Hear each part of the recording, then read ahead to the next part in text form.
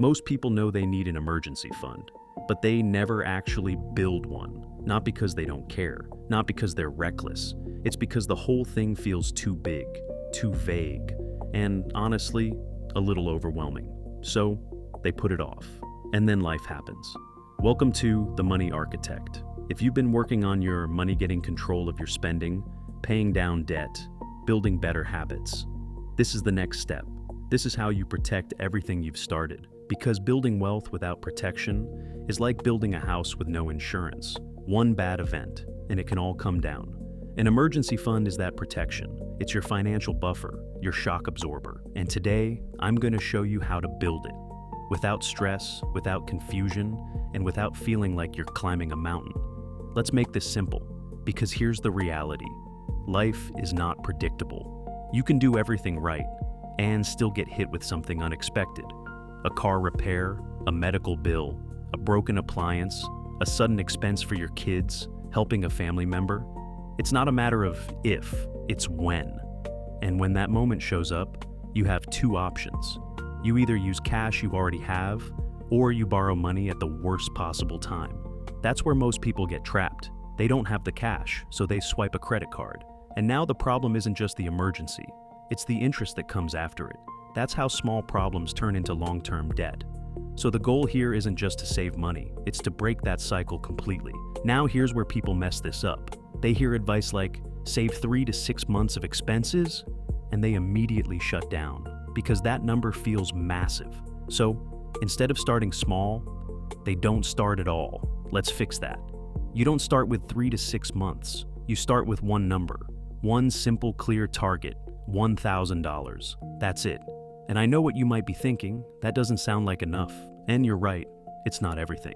But it's not supposed to be. It's your first layer of protection. It's enough to handle most everyday emergencies without reaching for a credit card. Car repair, minor medical issue, unexpected bill. More importantly, it's achievable. And that matters, because momentum is more important than perfection. Let me give you a quick example. If you try to save $10,000 right away, it feels like a long-term project. But $1,000, that feels doable. You can break it into smaller pieces, $200 a week for 5 weeks, or even $100 a week for 10 weeks. Now you're moving. Now you're building confidence. That's the shift. You're not trying to win the game in one move. You're just getting on the board. Once you hit that first 1,000, now we expand the system. Now we start thinking about what you actually need. Not your full income, not your lifestyle spending, just your essentials. What does it cost to keep your life running at a basic level? Housing, utilities, food, transportation, insurance, that's your baseline. And this is where things become personal.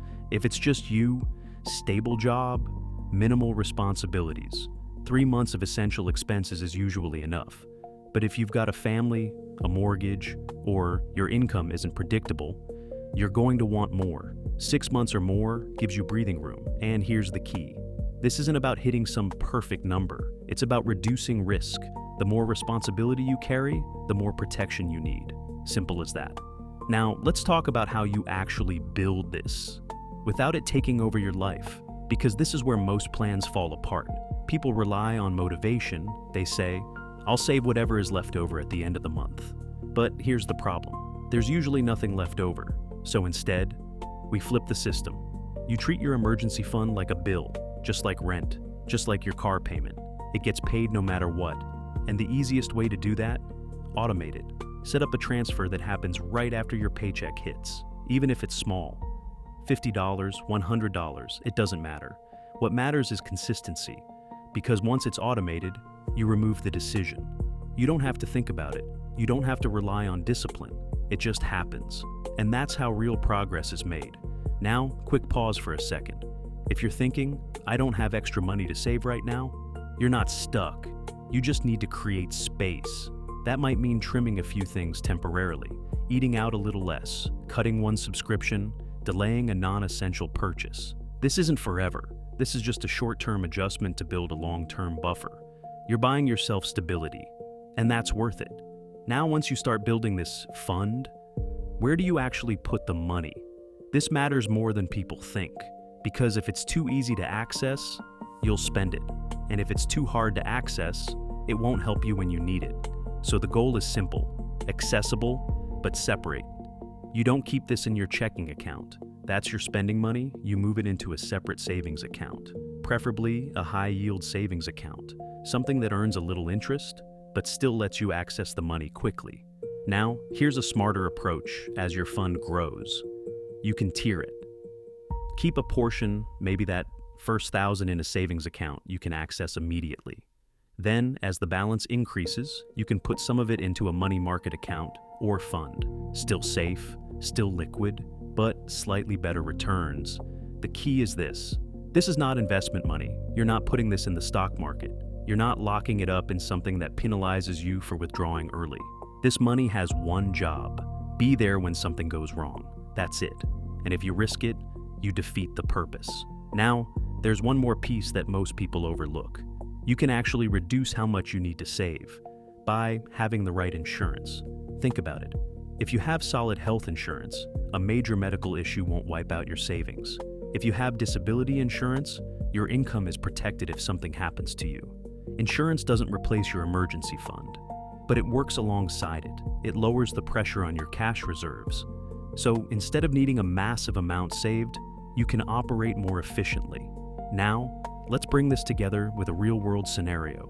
Let's say you lose your job, no warning, no backup plan. Without an emergency fund, you're immediately in survival mode. Bills are due, income is gone, so you start using credit. And now, you're digging a hole while trying to climb out of one. But with a system in place, everything changes. That first $1,000 handles your immediate needs: groceries, gas, essentials.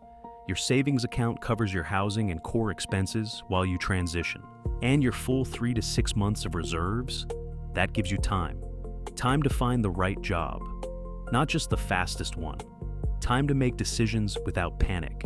That's the difference. It's not just about money, it's about control. It's about options. So let's simplify the entire system. Step 1, build your first $1,000. That's your starting line. Step 2, automate your savings like it's a bill. No thinking, no guessing. Step 3, build toward 3 to 6 months of essential expenses. Not everything, just what you need to survive. And step 4, keep it in a separate, accessible account. Safe, liquid, ready when you need it. That's it. No complexity, no overthinking, just a system that works. And once this is in place, you've done something most people never do. You've built a financial foundation that can actually withstand pressure. Now here's where we go next, because protecting your money is one thing, but making sure you're not losing it in the first place, that's just as important. In the next video, we're going to break down the biggest money mistakes people make in their 20s, 30s, and 40s, and exactly how to avoid them. And once you see those patterns, you'll start keeping a lot more of what you earn.